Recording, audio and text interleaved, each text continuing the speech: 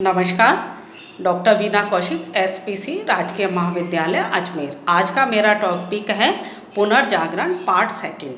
Part प्रथम में हमने पुनर्जागरण का अर्थ और पुनर्जागरण के कुछ कारणों के बारे में पढ़ा था। आज अपन पुनर्जागरण के अन्य कारणों के बारे में देखेंगे।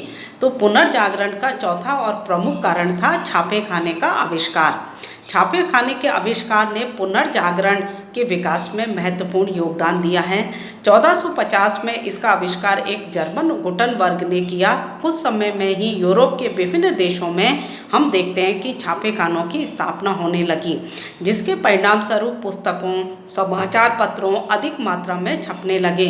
वे जनसाधारण के हाथों में सरलता व सस्ते दामों में आने लगे। छापे खाने के कारण जनसाधारण में शिक्षा के प्रति रुचि बढ़ने लगी। उनमें तर्क, बुद्धिवाद व स्वतंत्र चिंतन की भावनाएं उत्पन्न होने लगी। उनके अंधविश्वास धीरे धीरे कम होने लगे। इसके बाद शिक्षा व धर्म का ज्ञान केवल धर्म अधिकारियों के हाथों में नहीं रहा। इसके परिणाम स्वरूप आम लोगों में बौद्धिक विकास संभव हो सका। तो छापे खाने में भी हम देखें, छापे खाने का आविष्कार और इसके परिणाम स्वरूप पुस्तकों, समाचार पत्रों का तेजी से छपना और उनको जनसाधारण के हाथों में उनका आने से भी पुनर्जागरण में महत्वपूर्ण योगदान मिलता है। दूसरा प्रमुख कारण था मानववाद का विकास। मानववाद जो शब्द है उसका अर्थ होता है वर्तमान में जीवन व्यतीत करना। जीवन की वास्तविकता में निहित जो है, हम कहें सौंदर्य, और मानववादी इस पर विश्वास करते थे कि वर्तमान में जियो, और उनके सामने आध्यात्मिकता और धर्मशास्त्र का महत्व कम होता था।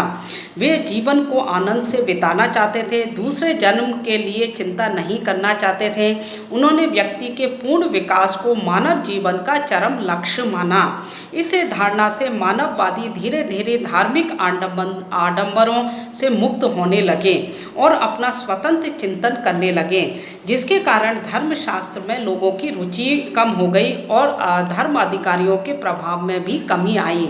इस विचारधारा के प्रभाव से लोगों में प्राचीन यूनानी साहित्य के प्रति रुचि बढ़ने लगी। तो एक और प्रमुख कारण जो पुनर्जागरण का है वो है मानववाद का विकास होना।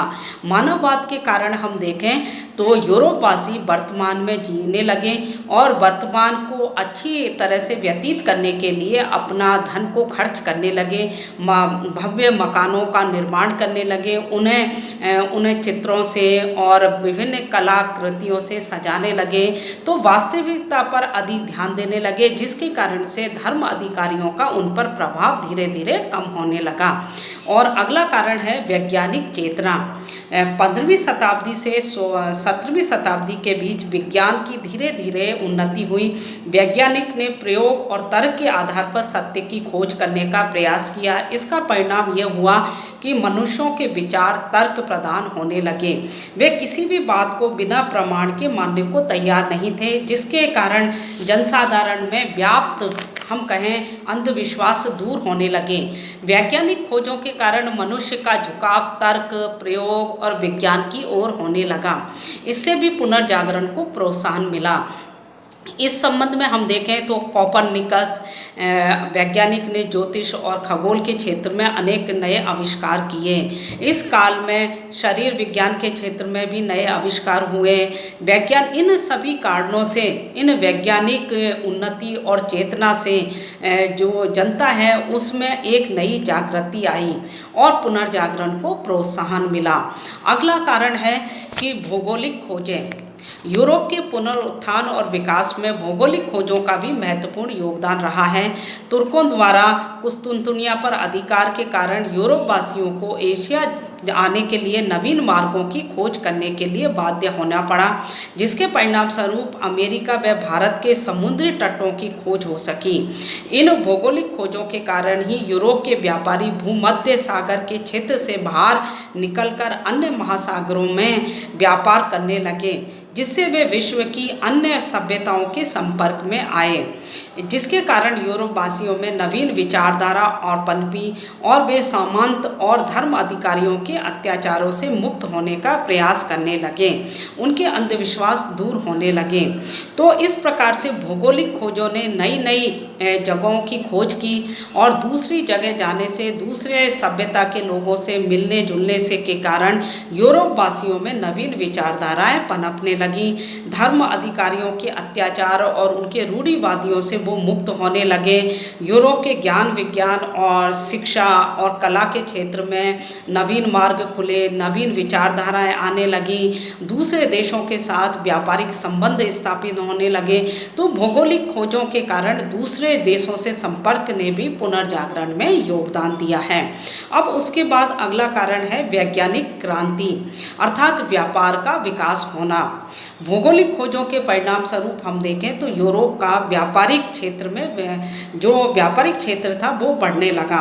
व्यापार का विकास भी पुनर्जागरण में एक प्रमुख कारण बना।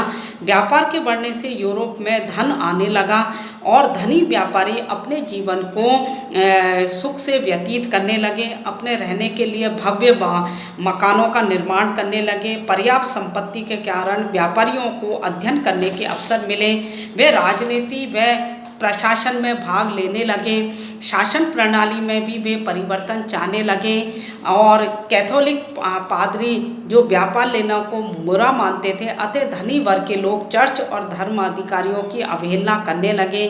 व्यापारियों ने विद्वानों और लेखकों, साहित्यकारों, कलाकारों को उदारतापूर्वक आर्थिक सहायता दी, जिसके परिणामस्वरूप यूरोप में कला और संस्कृति का पर्याप्त विकास हुआ और उन्होंने विद्वानों और कलाकारों, साहित्यकारों को अपने यहाँ पर आश्रय प्रदान किया और न केवल धन से उनकी मदद की बल्कि उन्हें नए नए कामों पर भी रखा, जिससे न केवल गिरजाघरों में नई सजावटें होने लगी, नई नई कलाकृतियाँ बनने लगी, चित्रकला को प्रोत्साहन मिला, स्थापत्य कला को प्रोत्साहन मिला।